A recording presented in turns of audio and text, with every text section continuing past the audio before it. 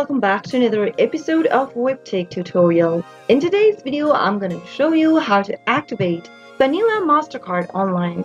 So keep watching the video till the end and don't forget to subscribe to our channel by hitting that subscribe button. Press the notification bell icon so that you'll never miss another upcoming upload from us. Now let's get started.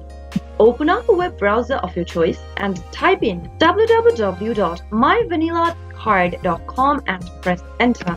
Right after you end up in this official web page, you'll be able to see the login area. To activate your card, click on the Set Up Your Card button at the top left and then get started by entering your card details. Go ahead and get your Vanilla Mastercard ready and then in the first text box, type in your card number available on your Mastercard itself. Simply remove the sticker at the front of your Mastercard and then type in the valid number available in it.